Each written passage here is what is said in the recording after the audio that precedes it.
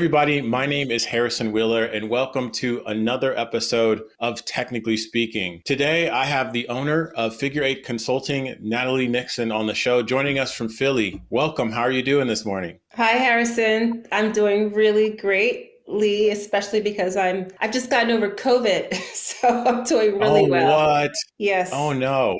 and I hope it was a mild it was case. a mild Wasn't too case. It bad. was my first bout with COVID. It felt like a bad flu for a day, and thankfully, Yeah. I had Labor Day weekend to rest through it. So I'm doing really well. Yeah. I was going to say, timing wise, at least it sounds good, but it's never a good time to get COVID. No, it's not. It's not. Yeah, yeah. Well, hey, we're excited to have you on the show. You've got a really amazing history, and you've been featured on so many publications for your amazing work. But before we get into that, I wanted to start out the show with some icebreakers. I do this with all of my guests, and some of the answers can lead to very interesting stories. So, for the first question that I ask all my guests, what is something right now that you are currently obsessed with? Reading more fiction. I grew up a library kid. My idea of a great afternoon when I was a little girl was just curling up with a great book. And I was talking to my project manager and also my husband about this. I think because I did a Ph.D. while working full time, and I did it in 4 years. And I think I just got burned out from reading. Yeah. And realized about a year ago that while I do read nonfiction just to expand my own work and practice, I need to read more fiction. It's actually something I advise for people to do to build their curiosity and their empathy. So Mm.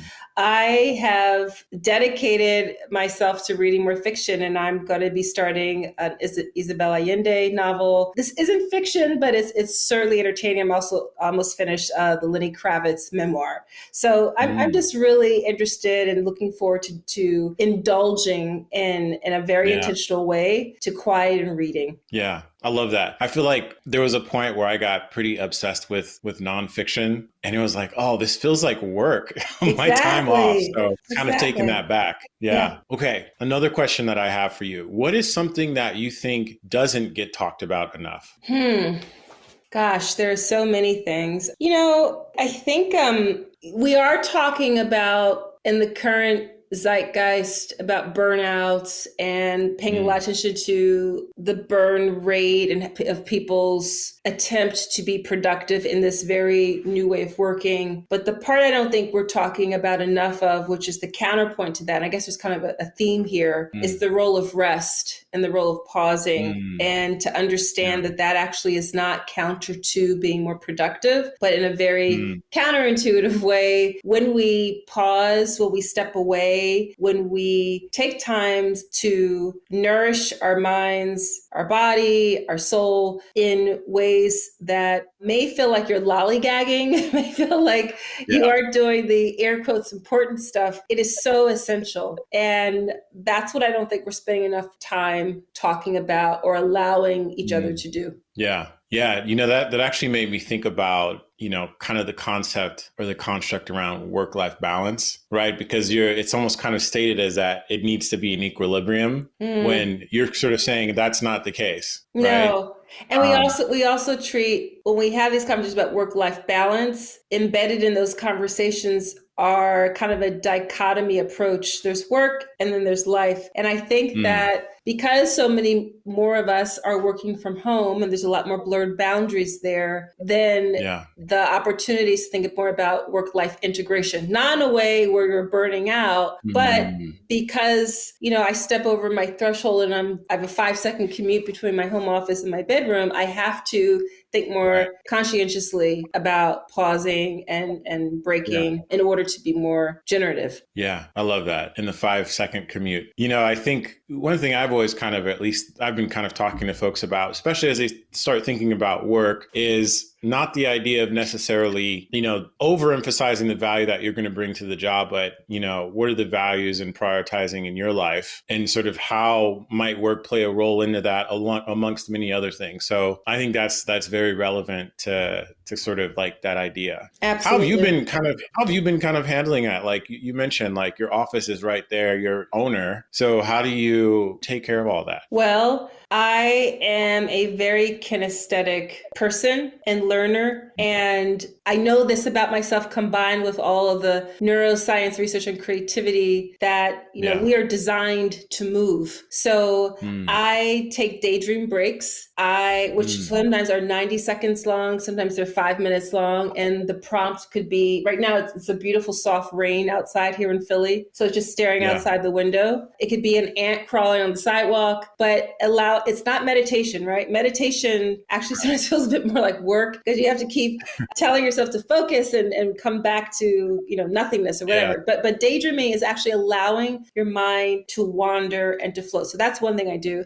I also have different sorts of timed walks in my neighborhood. So I know, and again, it's all budgeted throughout the day, right? So I know sometimes I can only afford a 5-minute walk. Other times I can afford a 20-minute walk. So I have these different pathways and routes so that I can walk. And if you read people like Thoreau, they talk so much about how if you follow the 80-20 or the Pareto rule, probably 80% of the productivity they needed to be generative and to write and to reconnect ideas was through the walking, was through the sense making that we do when we're ambling throughout the world. So that's another thing I do. I take regular short breaks. I'm also a lifelong dancer. So I'm either in hip hop dance classes at the end of the days, or I'm in the ballroom studio. So ballroom is just amazing. So I dance. And that's another thing that actually helps me it's actually these nice rewards. I think we have to remember that we have to incentivize ourselves and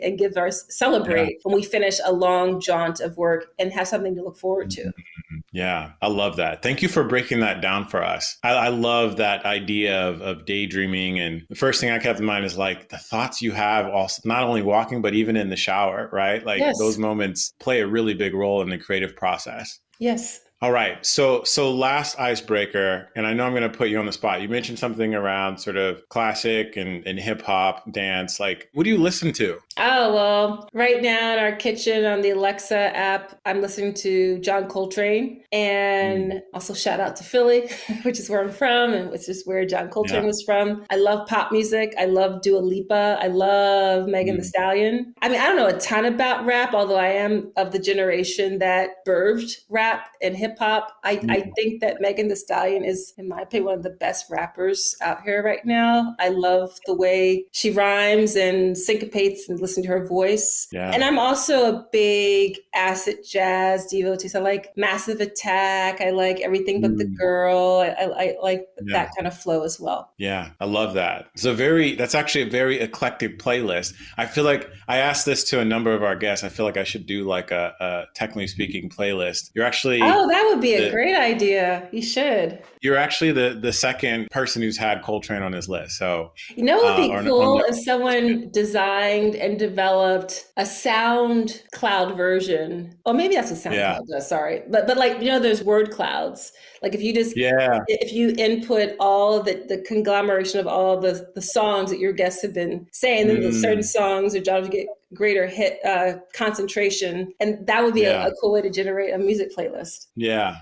I would love that. Maybe it's sort of like, there could be some scientific research behind it of like, this activates the creative part of your brain, like who knows, maybe. Well, we can try it out one of these days. All right. So let's get into the show. I want to get to know a little bit more about you. I love like this quote, but it says, "You are known as the creativity whisperer in the C-suite." Take us through what that means and how does creativity play a role at an executive level in your mind? Well, for too long, creativity has not played a conscientious role at the executive level. And that has a lot to do with the ways that people who get to the C-suite have been educated. So if they've been educated in a way like through an MBA program or through law school or something like that, then we have very binary ways of thinking about management, about thinking about leadership. And we forget that at the end of the day, organizations are organisms. And they're organisms because they're made up of humans who are imperfect,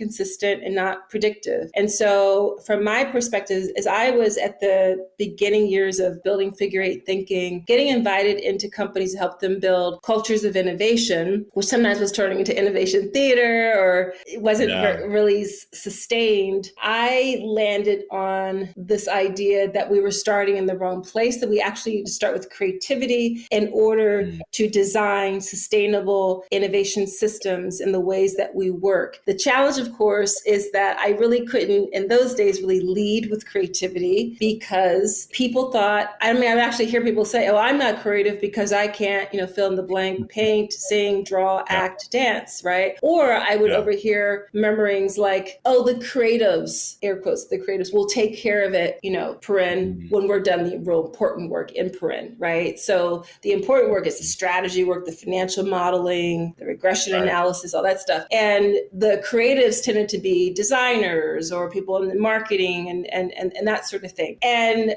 what I instinctively knew to be true is that creativity is something that artists are exceptional at exhibiting and working through. But the best engineers and coders and accountants and lawyers are super creative. Now, this is the definition I've landed. I didn't have the language then 5 years ago, but that's what I write about a lot in the Creativity Leap. The best of all of those folks are super creative when they're doing this toggling between wonder and rigor to solve problems. So especially now where we are 3 years out from the beginnings of the COVID-19 pandemic, there will be another interruption and massive disruption, right? So we need to build a capacity within ourselves and in terms of how we're building organizational culture that's much more adaptive, that doesn't need a script, but is okay with the playbook. And so that is what building a creative capacity in my work with leaders does. Yeah, I love that. And we'll get into that a little bit more too, because I have a lot of questions around, what kind of goes into sort of like that creative practice for these different types of roles. But maybe give us sort of like a brief background about you and how you got to where you are today. Well, I have a really diverse and loopy background. I have a background in cultural anthropology and fashion. And by the time I hit my 30s, I finally was okay with not fitting into a particular lane. I really struggled with that definitely throughout my 20s, where I felt the need to be able to say, I like this silo and that's what my focus is. But I've really always thrived in multidisciplinary spaces. I get my music playlist also reflects that. And I have a background where cultural anthropology specifically, really equipped me with a way to ask questions, to observe people. I'm African American, Gen Xer from the East Coast of the United States, from Philly. And so I grew up in a way where I also had to be deeply observant, because by the time I was in fourth grade, I was being educated in environments where I was typically the only one of a few. And for those of us who find ourselves on the margins like that, you get really astute at A, making other people comfortable with you, and B, being a really keen observer of human behavior. So it was a blessing in disguise that I went through those social experiences that were sometimes challenging, but it really cultivated in me a capacity to be curious about other people and to be deeply observant about them. Coupled with my training in cultural anthropology, it was, like whammo, it was just dynamite. And then my background in fashion is something that has, people who've never worked in fashion either think fashion is glamorous or they think it's frivolous. And it's neither. Fashion is a business, and it really taught me to appreciate having a financial acumen, appreciate the role of logistics and tech, because I worked as both an entrepreneur hat designer, then I worked in global sourcing for a division of the Limited brands. That took me to live and work in Sri Lanka, in Portugal, making bras and panties for the Victoria's Secret account. And the other thing that fashion taught me is to really appreciate the development of, when you're building consumer insight, to understand the role of beauty and desire and aesthetics, which healthcare forsakes, tech often forsakes, financial services doesn't get. we're motivated as humans not only by FOMO, but we're motivated by desire and beauty and aesthetics. So Right. those sorts of things I carry forward into my work. I was a professor for 16 years, and I was a very Wow. entrepreneurial academic. So the first 10 years, I taught the business of fashion. And the last 6 years, I created and launched an executive MBA program called the Strategic Design MBA that integrated design thinking, how people learn strategy, leadership, branding, finance, etc. And I started my company, Figure Eight Thinking, as a side hustle in 2015. And then looked up a year later and realized I was having more fun with my side hustle. And by 2017, I decided to resign from academia, have not looked back. And what's amazing and special about this moment in my life and my work is that all of those divergent threads have now converged to be super helpful in my work. Yeah. Was that something that you were consciously working towards, or was it like once you had your agency, you were like, oh snap? Like, it's more like, oh snap. I wasn't cautious. I mean, I've never had a 5-year plan or a 10-year plan. I really have built my work around following my intuition and acting on it, even when it's terrifying. So it really, what I always recommend to people is to prototype that thing that you think you're really interested in. And by having Figure Eight Thinking as a side hustle for a good 2 years, I was really prototyping and learning what I'm actually good at, what I'm not so good at, what do clients actually need, how do I figure that out? And so by the time I decided to move on from academia, I had built a reputation. I had burgeoning small, but burgeoning practice. And I was able to offer something that was pretty unique. Yeah. You spoke about intuition, right? And I want to connect the dots here. Would you say you gain more confidence in your intuition through practice of some of these ideas that you had over time? Or is this just something you're like, you know what, I'm going to blindly follow? Well, I think there's been different practices in my life that have helped me to be brave about following my intuition. So I've already referenced dance, and dance as an art form requires you to be deeply embodied and to pay attention, to how you feel, to pay attention to your effect on others. And so that already was helping me to be aware of it. And because I'm actually quite uncomfortable with linear 5-year plans. So my fallback was to really sit with my intuition. Now, that doesn't mean that the answer and the signal was always super bright and loud and clear. All of us know that the way intuition works is sometimes it can be quite murky. The cool thing about intuition is that it's like a sonar, it's like a muscle, it's like a radar. So the more we use it, the stronger and clearer it gets. And so for me, it was much more a kind of, I just love this idea of sense making, and kind of, it felt like sometimes groping in the dark and finding my way through. But I would really pay attention to those signals. I would pay attention to what people seem to respond. I'll give you an example. The way I define creativity as toggling between wonder and rigor to solve problems. I tinkered with these ideas for it was really over a 3-year period of time that I was building out this ecosystem of creativity in the way that I now explain it. And the way it would start in terms of the way I would use my intuition is I would have a meeting at like a Fortune 500 company, and I was very self-conscious about wanting to be taken seriously and making sure I sounded impressive enough. But I also wanted to understand like what this potential client's appetite would be for this body of work that I would want to kind of experiment on with them in a collaborative, co-creative way. And so I would always be initially at the last 5 minutes of the meeting, and I would say something like, well, there is this other approach that I've been using with some of my other clients, which was a lie at that time, where we've been exploring these ideas around wonder and rigor. And I would just see their body language shift. They would relax. They would lean into the table. They would say, what do you mean by that? Or say more about that. Oh, that reminds me of XYZ. And that's when I started knowing I was on to something. I wasn't brave or courageous enough. I wouldn't lead with it initially because it would just sound so wonky and woo-woo. I mean, wonder. Who talks about wonder in the C-suite? But now that I've built a body of work that connects the dots between creativity and business ROI, I am able to lead with it. But that's an example of how we have to intuit our way forward and making sure things will stick or not. Yeah. Well, take us through your agency. So it's called Figure Eight. One, how did you get the name? And two, what are the types of projects that you tend to work on? Yes, it's called Figure Eight Thinking. And I got the name in kind of a thunderbolt way.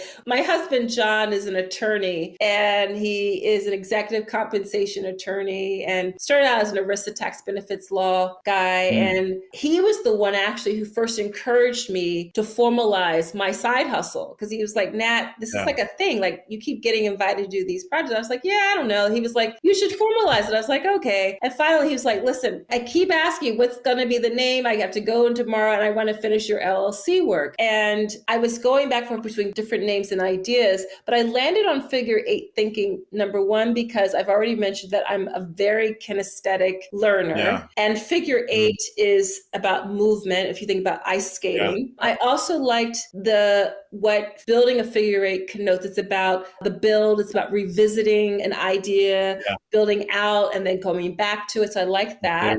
Very, very integrative. And the word thinking, maybe figure eight probably was already taken. But the word thinking, it's so interesting how I was a bit shy about. I was kind of a slowly recovering academic. And I know that, it's kind of a 50-50 chance you've got that some people are impressed with a PhD and some people in corporate are like, oh, PhDs, what do they know about real life, right? So, but I now fully embrace and own that one of my superpowers is my ability to help people who are stuck or in kind of laggard industries rethink about the way they think, to think about the way they think. And the reason that matters is because so many people in their work are churning. They never pause to really think about the way they're thinking. And if you don't pause to think about the way you've been thinking about an opportunity or a challenge, you will never reframe. And if you never reframe, you'll never actually innovate. You'll never either incrementally or exponentially, right? So what I go in and do is to help people think differently so that they can behave differently and that eventually there's culture change. So the Figure Eight Thinking piece is what's all wrapped up in the name of my company. I love that. And so, what is the type of work that you're doing when you're working with your clients? So the primary work that I've started, there's two streams of my work. One is global keynote speaking, and the other is advisory work. And in the keynote speaking, I'm getting hired across sectors around the world to do two things: to re-energize and invigorate with new mental models, and to leave people with practical ways that they can start to implement what I'm sharing around future of work, around new ways of teaming, new ways of working in these hybrid modern offices, whatever the topical areas, ways they can implement what I'm sharing about by the end of the day, the next day, by the end of the week. In my advisory work, there are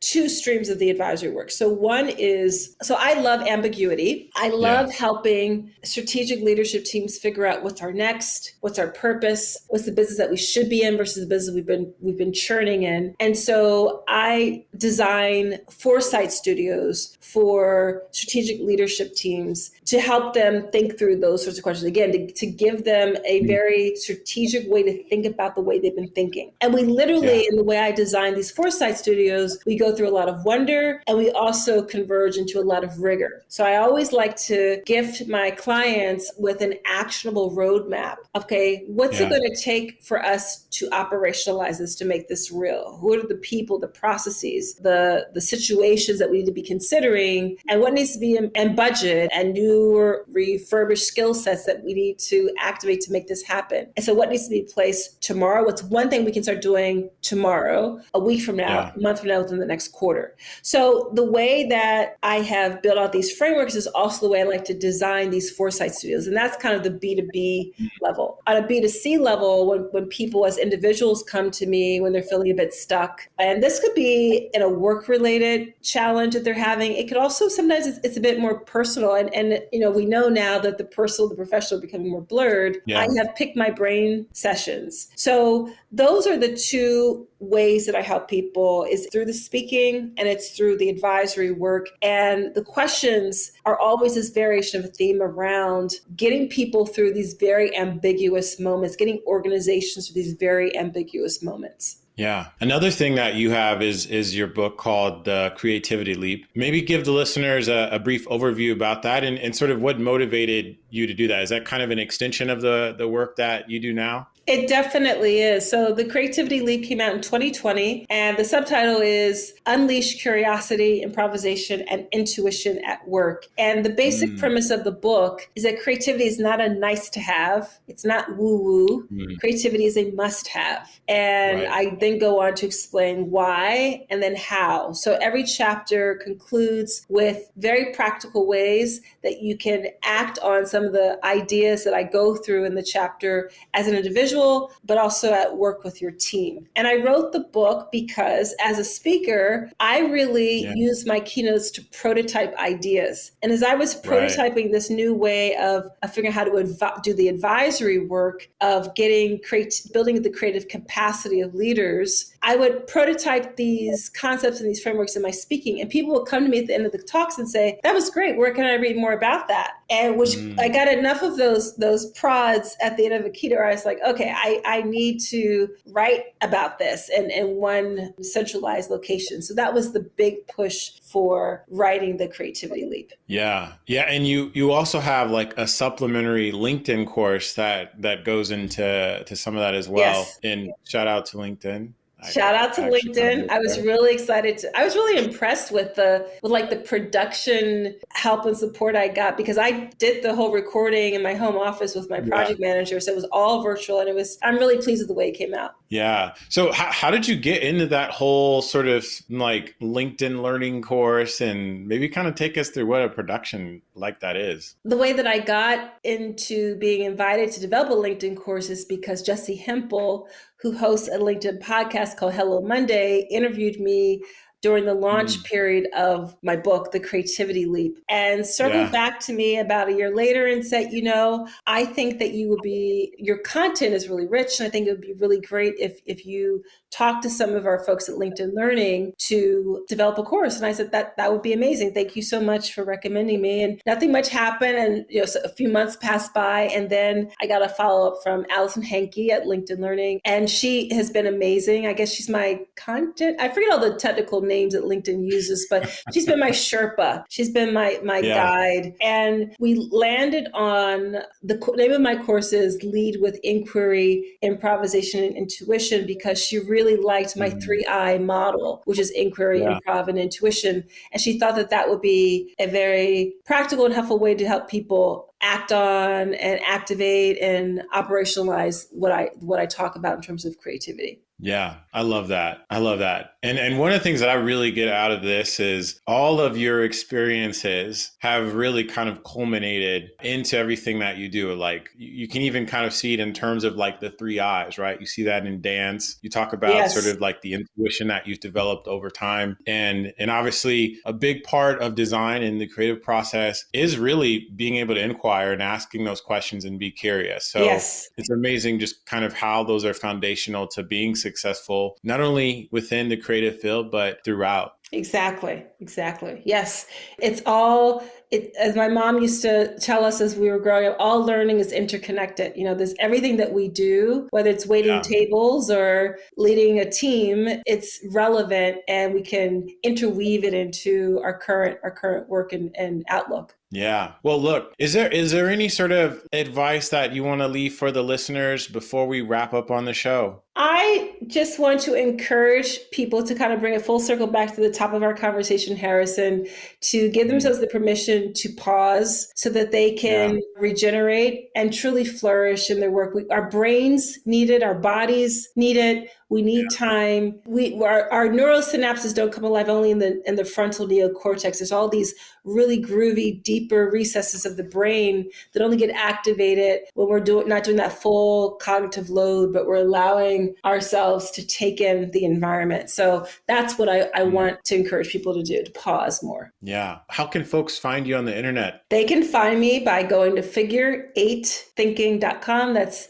FIGURE, the number 8thinking.com. And they can follow me on LinkedIn and also start checking out my Fast Company articles. I'm a new-ish contributor to Fast Company magazine. Awesome. So we'll also add writing to that amazing list of talents that you have. Thank you. And for the folks listening, we'll include these links in the show notes and in the description. But Natalie, thank you so much for coming on the show and sharing your wisdom and your practice. Excited for folks to really kind of dig in. And, I might get that book for my team, actually. Oh, I would be so grateful for that. And I would love to hear what the response is. And I'll send you a discussion guide. And if you ever want to circle back with your team on that, let me know. Yeah. Thank you so much for having me on your podcast. It was a real pleasure to talk with you. Awesome. Well, have a good one. You too.